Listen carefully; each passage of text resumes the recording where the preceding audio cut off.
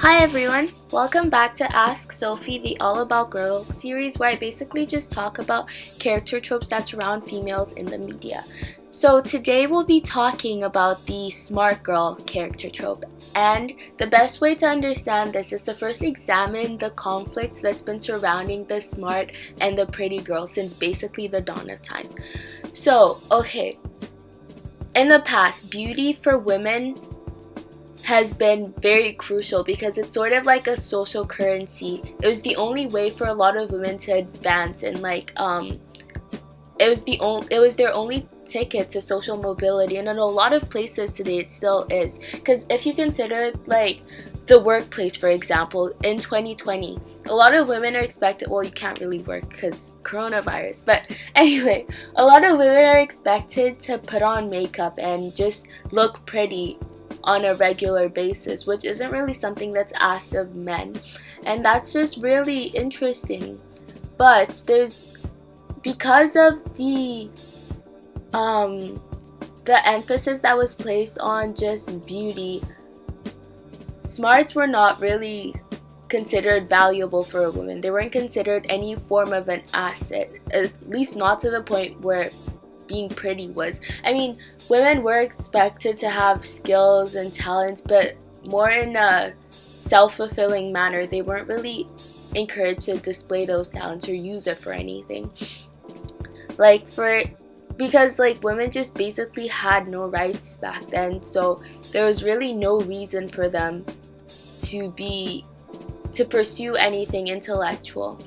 And you can sort of see the difference between men and women when you consider the fact that for men, in order to attain wealth and status, you have to be something, you have to have a job, you have to have some type of skills. But for women, you had to marry into money or be naturally born into money, because for the longest time, women couldn't even attain property, and they probably weren't even, for a lot of women, they weren't even allowed to serve as heirs or inherit anything from their families, which is why a lot of it would go to their husbands. But so basically, in a world where being pretty holds so much social currency, when the question is posed between being pretty and being smart, and you choose smart, you most likely chose the wrong option. And so basically, this whole conflict stems from a misogynistic system designed to limit women, because, like I said, there really isn't any reason that you can't be both, but there's just sort of been this societal pressure into choosing one, that women have convinced themselves that there's no way to attain both, when most women probably are smart and pretty. I've never met someone who was completely one or the other. It's usually a mixture of both, which that just blows my mind, the fact that society just holds so much pressure and controls us to such a large extent. But so because of this idea that society is sort of pressed upon us, that to choose one or the other, a lot of women gravitate more to being pretty. And there's been a lot of examples of this in the media. One of the examples that first pops into my mind is Caddy from Mean Girls, when she's trying to get Aaron to like her, and she starts to pretend to be bad at math, and actually to just to be able to have an excuse to talk to him. And then she starts to actually fail her math test, but despite being way smarter than Aaron is, and the fact that when he teaches her, he sometimes gets the questions wrong and doesn't even know what he's doing. And that's just I don't know, I just really related to that part of the movie, because that's definitely, as shameful as it is, that's something I've probably done. Not as intense as she has, but I remember really liking this guy, and we both were super into this specific course, but I was probably way smarter than he was, but I'd always dumb myself down whenever he was explaining something to me, and I don't know why I did that. And this was pretty recently too. But I feel most people could probably relate to that. Let me know. Maybe I'm alone on that, but and another example that I think about is Jessica Darling from the Sloppy First book. Like, I remember this chapter where she's trying, like, she's at like a party or something, and there's this guy, and she mentions him. So, like, I think she tries to flirt with him or something. I'm sorry, I read this book like a few years ago, but she tries to flirt with him, and he just kind of ignores her, and like he proceeds to pursue this other girl who she deems as dumber, and she like goes on this whole rampage about how guys automatically go for girls who are like dumber, and like just being smart makes you automatically less attractive. And honestly, I used to stan Jessica Darling as like a little like 8th grader, but after like reading the book in the 10th grade, I realized how problematic it is and how her views are extremely sexist and derogatory towards females, and she's just like constantly slut shaming people. So I think she was honestly just being bitter. Like, maybe he doesn't like you because you're such a p-word and like just so rude, but anyway, that's besides the point. But there probably are some guys who aren't particularly attracted to females who are smart, and that just is a deeper issue that relates more to them. But another example that comes to mind for me is Joan from Mad Men, and I guess like the reason I think of her is because for like the majority of the TV show, she's pursuing a husband, and she sort of like doesn't want to bother herself with like what the men are doing.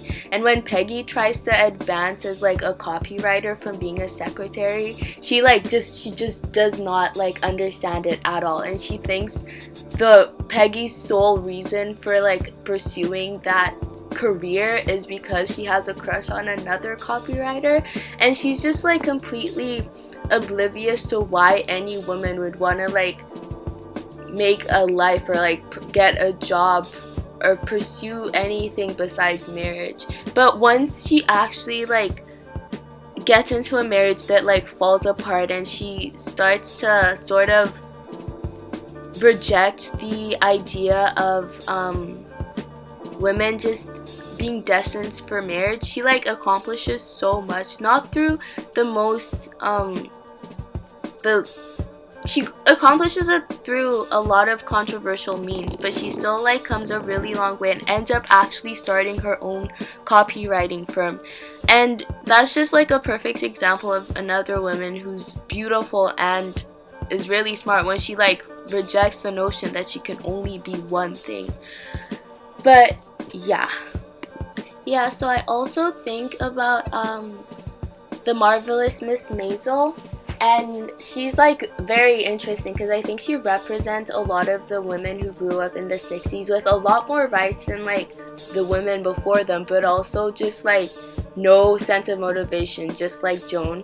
But I like one of the scenes that sticks with me is there in the first episode when her and Joel are coming home from Joel's performance in like I don't know, Brooklyn or something. I'm not a New Yorker, but anyway, she's like taking notes. She's going through her notes and like starts to like think of like an introduction for her husband while he's literally falling asleep beside her after completely plagiarizing someone else's comedic act.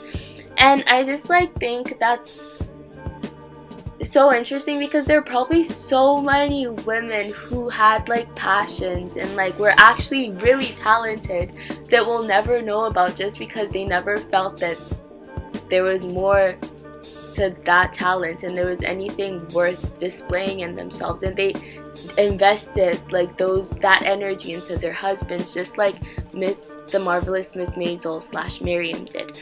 Or what was her other name? Okay, it doesn't matter, but I just know her as Miriam for some reason, even though I don't think Midge. Everyone calls her Midge on the show, but I think of her as Miriam.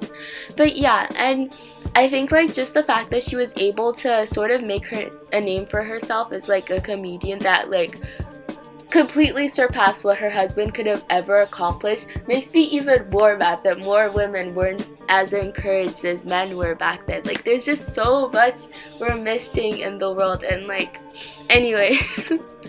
But one more thing, I found Kat's character in 10 Things I Hate About You not so much her character actually, but the reaction people had to her character, just so mind-boggling, because I'm basically her.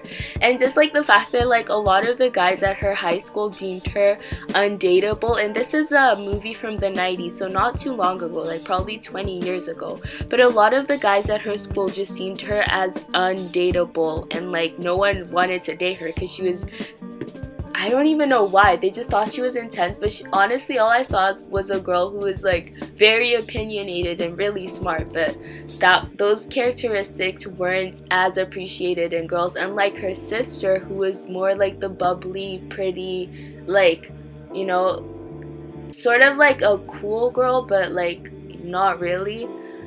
But yeah, I think there's definitely been a revolution on like how the smart girl is treated and like sort of viewed in our society, because I mean, I definitely haven't gone through the sense of the level of rejection that Kat went through in 10 Things I Hate About You. Despite our personalities being really similar, I find that like a lot of like the guys I've been involved with have actually liked me because of those characteristics. So that's a really positive thing, and it's a positive change that I've noticed. And I think it's really nice that like there's sort of becoming a shift, but we definitely have a long way to go before we're able to like completely dismantle the system that just like continues to limit women and like tell us that there's only a certain amount of things we can do.